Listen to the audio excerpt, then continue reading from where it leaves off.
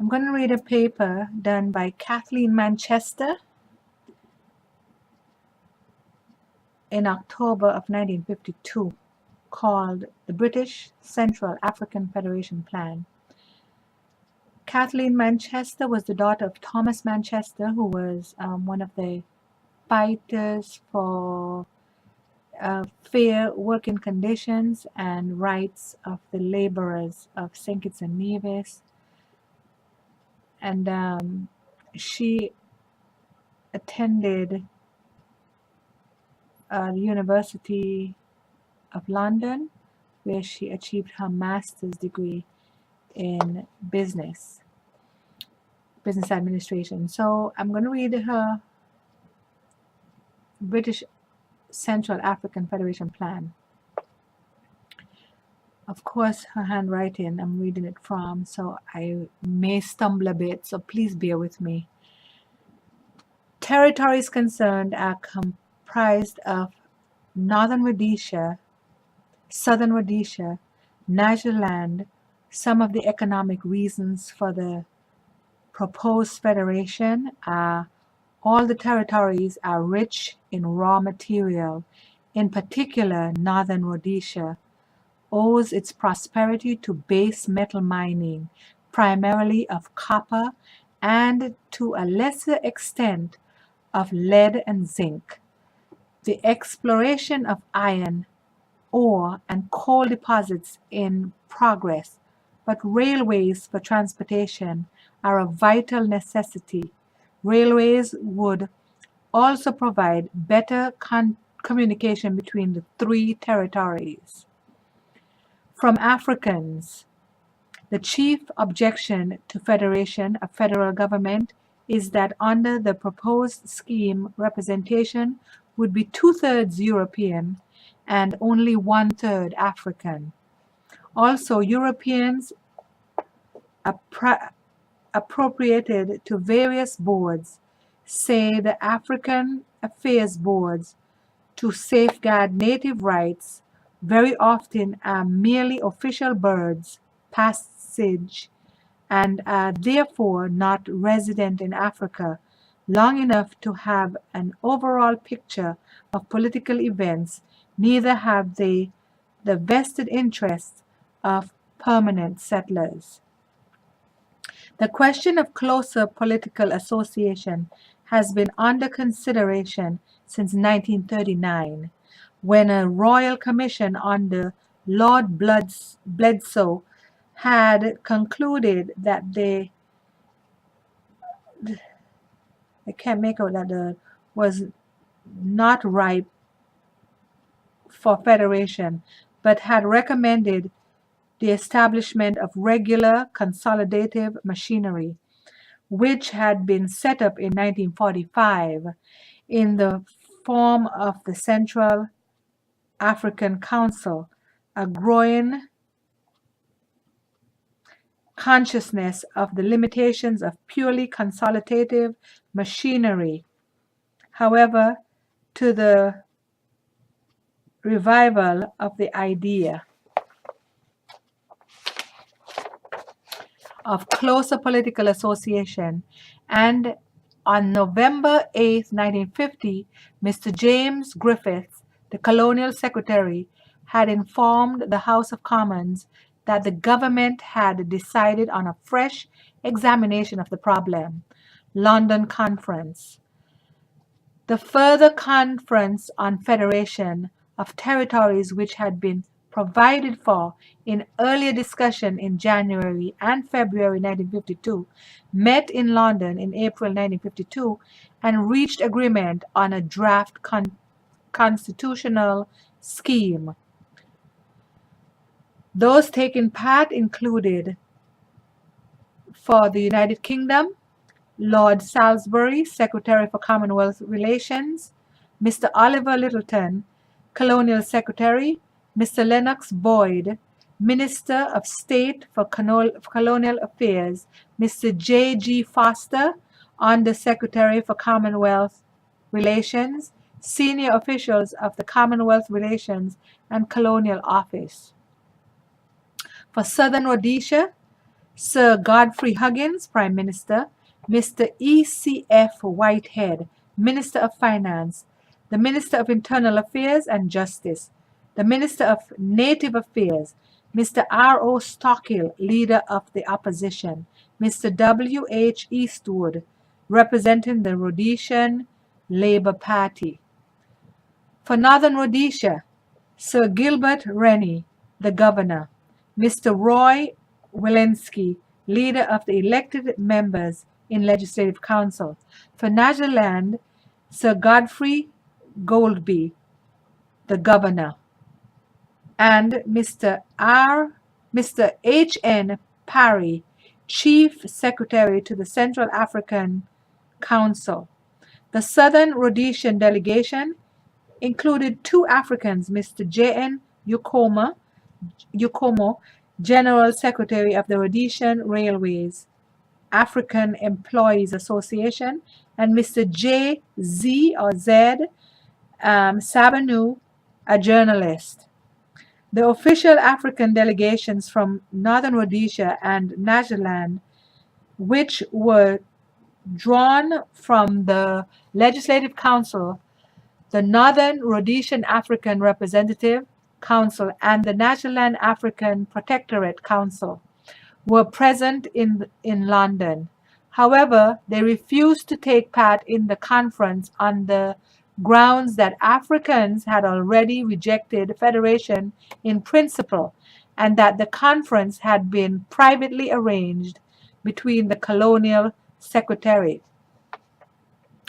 The governors of Northern Rhodesia and the Southern Rhodesian Premier, which they alleged constituted a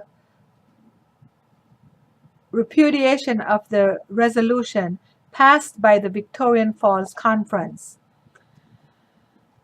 A joint meeting of 17 African organizations in Southern Rhodesia adopted on April 20th a message to Sir Godfrey Huggins expressing regret that he had appointed two African representatives to the conference without consulting the African population, but recognizing that Mr. Okomo and Mr. Sabanu were capable of representing adequately both rural and urban African views, which were totally opposed to any form of federation or amalgamation under existing conditions.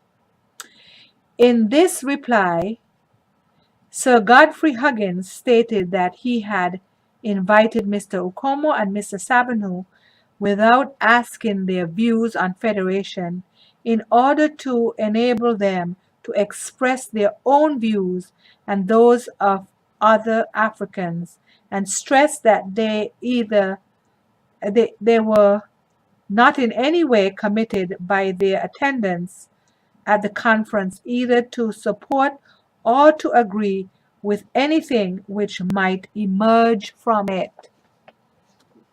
In the House of Commons on April 23rd, Mr. James Griffiths, on behalf of the Labour Party, expressed regret that the conference was continuing in the absence of the African delegations from Northern Rhodesia and Nagaland, and asked that they should be allowed to stay in London for a reasonable time to put their case.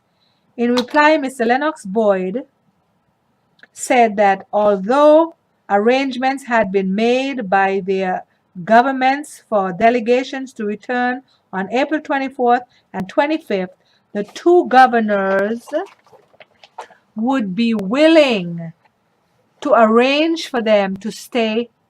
A debate on the conference was held on April 29th. In opening the debate, Mr. Griffiths said that the African delegations from Northern Rhodesia and Nagaland had refused to attend the conference because they feared, first, that attendance would be later taken to imply acceptance of federation, and secondly, that the government had already decided to enforce any federal scheme that might emerge, notwithstanding their unanimous opposition. Mr. Griffiths therefore suggested that the minister should invite them to stay until the conference had ended, so that he might explain to them what had been decided, and that before the conference in July, the minister should himself go to Central Africa. His own views was that the delegation did represent Africans' opinions, and that it would be a disaster if a draft federal constitution came before the House, while other bodies representing African opinion unanimously opposed it.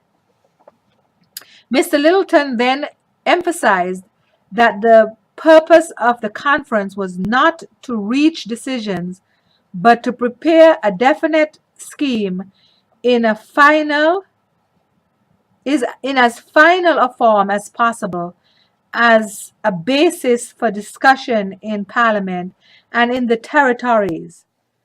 There would be another conference after which the Constitution would come up for decision and for submission to a referendum. Differences of opinion on the manner in which safeguards for African interests were to be carried out had emerged during the conference, but the government had not departed from their position that such safeguards were of primary importance. He had also confirmed that either he or Mr. Lennox Boyd should visit Central Africa before further conference took place.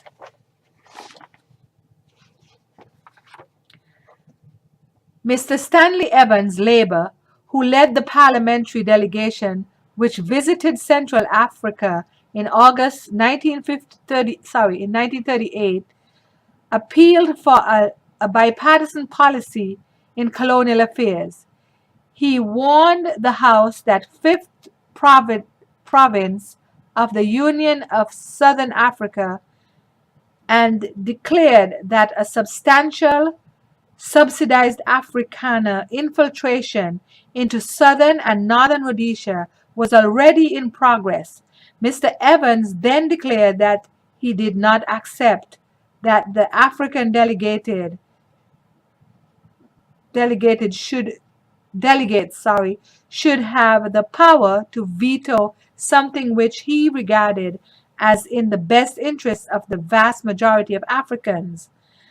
Thereupon, Mr. Clement Davies, Liberal, expressed the view that the Africans feared that their position would be worsened under federation. In views of events in southern Rhodesia and South Africa, and that it would be wrong to force something on them against their will. Here I may mention that Mr. Davies was referring, as you doubtless know, to Mr. Malan's policy of apartheid and to removal of non-European voters from the general electoral roll. Finally, Mr. Lennox Boyd, replying to the debate, said that Her Majesty's governments deeply regretted the absence of Africans from Nigerland or Northern Rhodesia, and observed that the two African delegates from Southern Rhodesia were making valuable contributions to the discussions. Mr. Yokomo and Mr. Savanu, in a statement issued on Monday 7th, said they wanted a real scheme of partnership between Europeans and Africans in Southern Rhodesia, including the revocation of legislation discriminating against radical groups, which must precede any consideration for closer association in Central Africa. the Northern Rhodesian African delegations offer meetings. Mr. Littleton on May 6th declared that they were alarmed at the apparent intention of the government to proceed with the proposed federation in spite of the unanimous opposition expressed by the African people through their official and unofficial organizations, and that their fears had been increased by their failure to secure any assurance from the Secretary of State that federation will not be imposed against the wishes of the African people. The draft constitution drawn up by the conference was published on the 18th June. It is interesting to note that the preamble to the draft constitution stated that the association of the three territories in a federation would conduce to the security, advancement, and welfare of all their inhabitants, that Southern Rhodesia would continue to enjoy self-government, that Northern Rhodesia and Nagaland would continue to enjoy separate government so long as their respective peoples so desire, and that the three territories were the rightful home of all their lawful inhabitants, whatever their origin. Another important point is that territorial legislatures should retain control of those matters which most closely concern the daily life of African populations, and the protection of African interests would be entrusted to an African Affairs Board. Of great significance is this clause regarding the amendment of the Constitution. Any bill for the amendment of the Constitution would have to be carried by a two-thirds majority of the Federal Assembly and reserved for the signification of the Queen's pleasure. Of course, I should point out here that the proposed European representation to the African is two-thirds to one-third.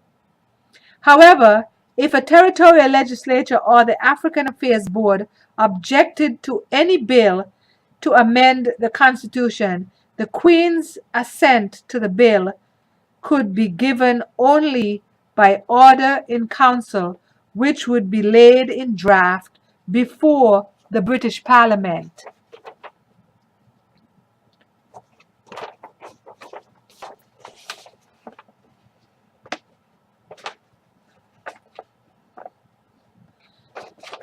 The white paper placed before the House of Commons on June 18th by Mr. Littleton, who commented on its principal provisions.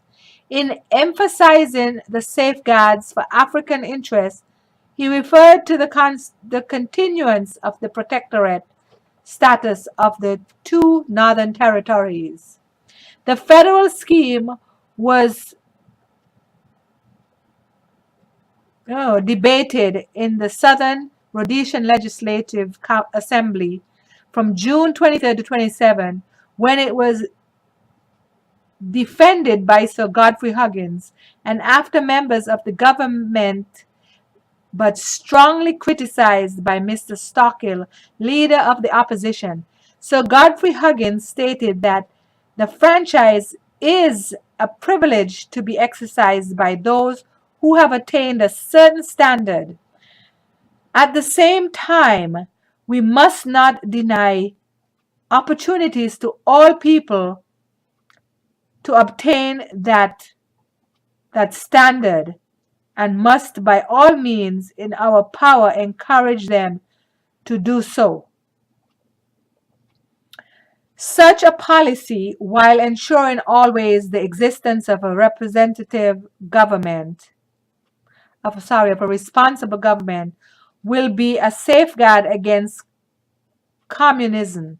We have got to create in Central Africa a sound and sane racial policy on British lives so that no race need be afraid of being dominated by any other. Mr. Starkill, however, declared that for Southern Rhodesia, federation meant the virtual loss of self-government and a return to direct colonial office control by a federal legislature in which Southern Rhodesia has only 14 elected European representatives. Sir Godfrey Huggins had said only 9 non-party members would represent African interests. During a further debate in the House of Commons on July 24th, Mr. Littleton announced that the next conference would be held in January 1953.